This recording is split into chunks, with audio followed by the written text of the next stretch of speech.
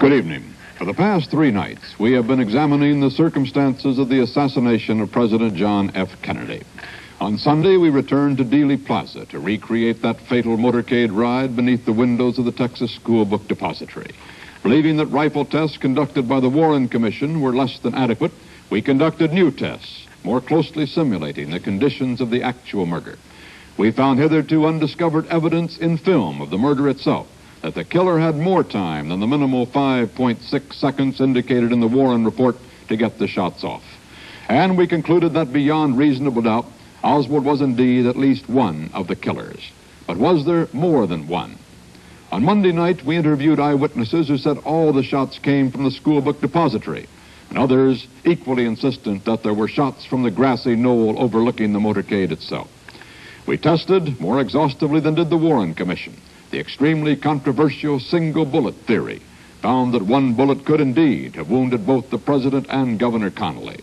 We heard autopsy surgeon James Humes break 3.5 years of silence to report that he has re-examined the x-rays and photographs of the president's body and still has no doubt that all the shots struck from behind. We concluded that, in the absence of solid evidence that there were other assassins, and with the indications that one killer could account for all the shots, there was no second gunman. But even as the only gunman, was Oswald, as the Warren report suggests, a lone madman, or was he the trigger man for a conspiracy to kill the president? On Tuesday, we considered such frequently mentioned indications of conspiracy as the murder of Officer J.D. Tippit, found that he was legitimately ordered from his normal patrol area as part of a redeployment of police forces to cope with the assassination. Found, too, that a partial description of the assassin broadcast on police radio could account for Tippit stopping Oswald. We found that nightclub owner Jack Ruby, the man who killed Oswald, was a strange, mercurial creature given to hitting first and asking questions afterward. And none of his closest associates would credit Ruby with the ability to keep a secret very long. We presented the conspiracy theories of New Orleans District Attorney Jim Garrison, theories which Garrison says he will present in a court of law, but which today remain a series of largely unsupported statements. And we concluded that, for now at least, no conspiracy theory of the assassination has been proved. Tonight, we turn from the assassination to the Warren Commission itself.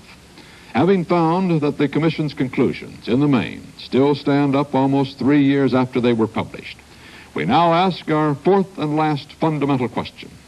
Why doesn't America believe the Warren report? This is a CBS News inquiry. The Warren Report. Here is Walter Cronkite.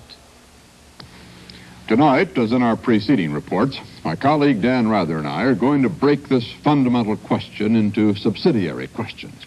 For the first part of the broadcast, we will ask, should America believe the Warren report? We will explore just how well and honestly the Warren Commission operated, to what extent it deserves belief. The second question will be, could America believe the Warren report?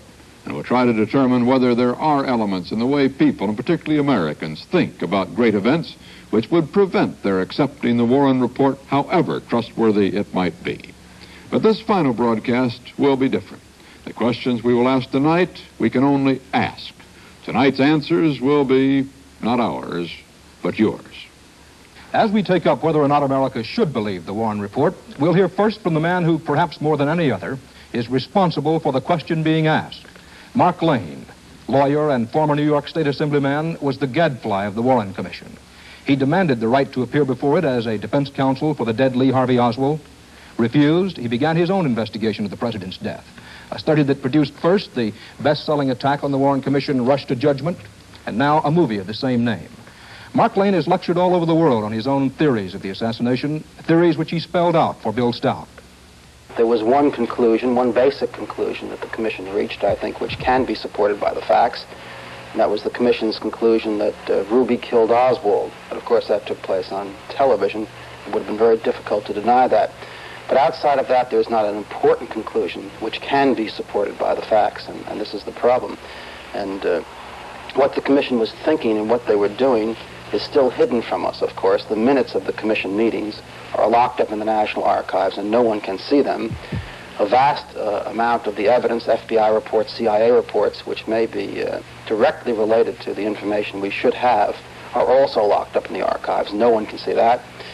The photographs and x-rays of the president's body taken at the autopsy in Bethesda, Maryland, taken just before the autopsy was begun, taken by naval technicians, which in and of themselves might resolve the whole question as to whether or not there was a conspiracy, cannot be seen by anyone today. And in fact, not one member of the Warren Commission ever saw the most important documents in the case, photographs and the x-rays, and not one lawyer for the commission ever saw it, was curious enough to examine the most important evidence.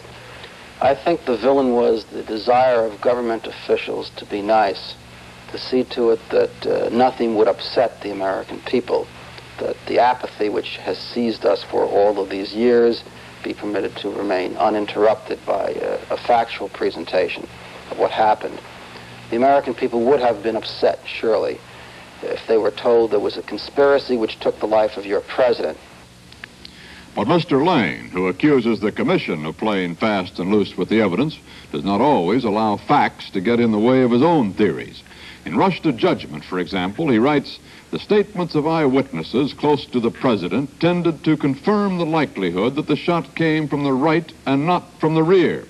Well, Lane then quotes Associated Press photographer James Altkins and another eyewitness, Charles Brim, as giving testimony that would support the idea of a killer on the grassy knoll. Yet Mr. Altkins, as we saw Monday night, is entirely certain that all the shots came from behind, a fact that Mr. Lane does not mention.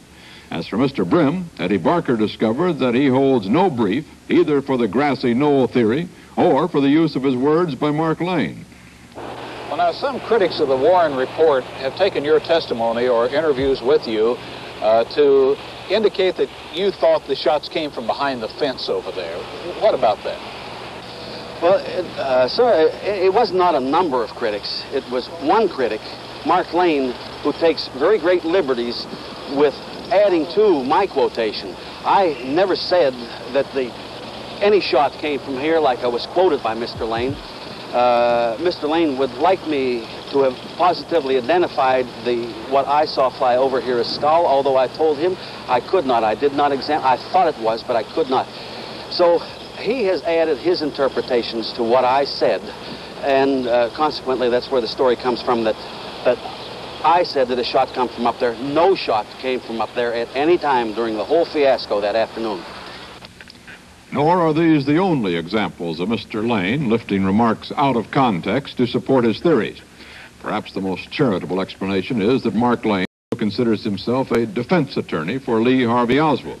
And a defense attorney's primary duty is not to abstract truth, but to his client. There exists, however, a less partisan and therefore perhaps more disturbing critique of the Warren Commission report.